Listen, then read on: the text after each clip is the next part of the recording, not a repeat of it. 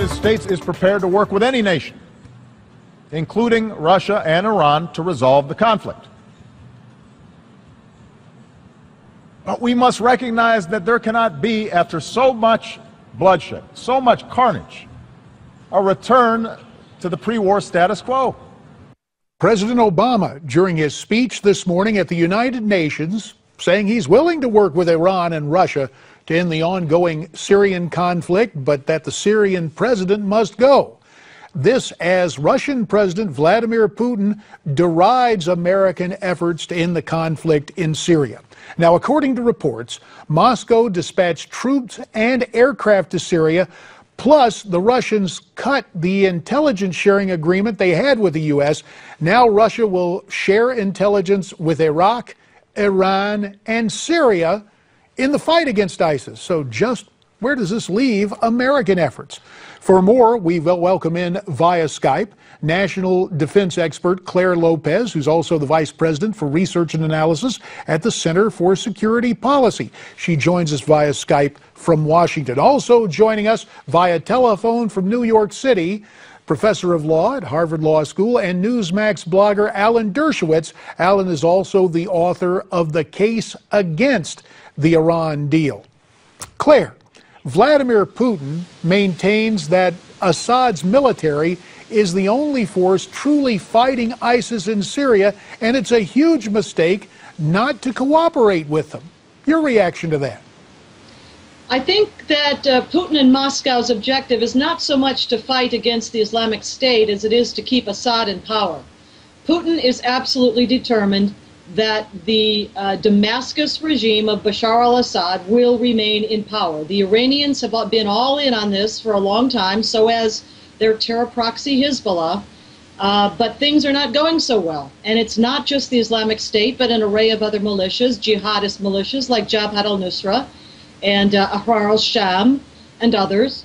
But the objective on the Russian part, I think, is not at all so much to fight the Islamic State as it is to keep Bashar al-Assad in power.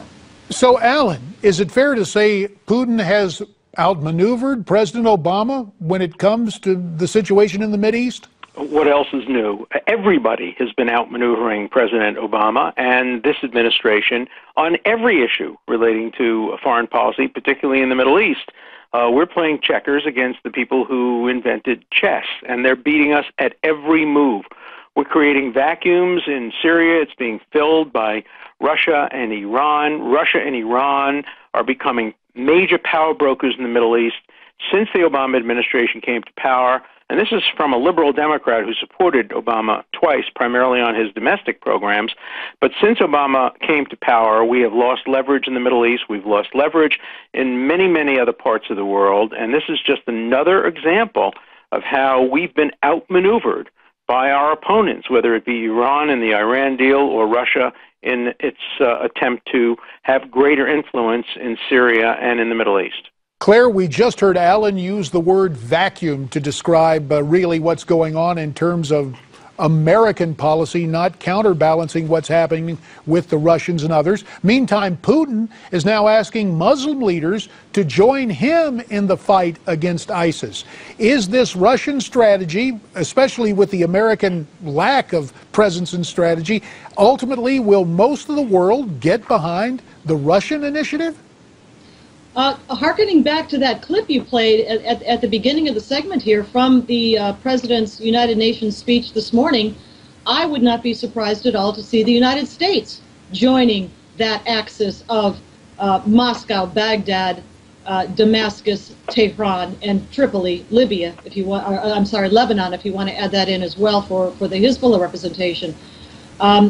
In essence, the United States already has been partnering with most of this axis, helping Iran to become the unipolar hegemon of the Persian Gulf and greater Al-Sham region.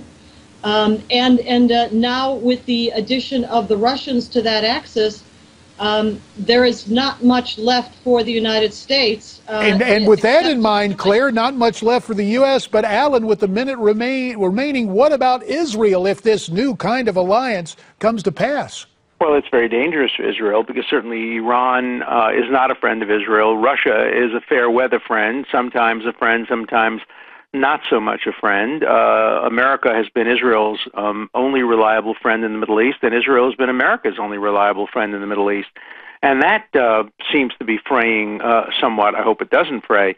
But the Obama administration has lost friends all over the Middle East. It's lost friends among its allies, the Jordanians, the Emirates, the Saudis, the Israelis, and the Iranians are gaining friends. This has been a disaster from a foreign policy point of view. Oh, and there's more to come, but we will have to leave it right there. Clare Lopez, Alan Dershowitz, you have our thanks.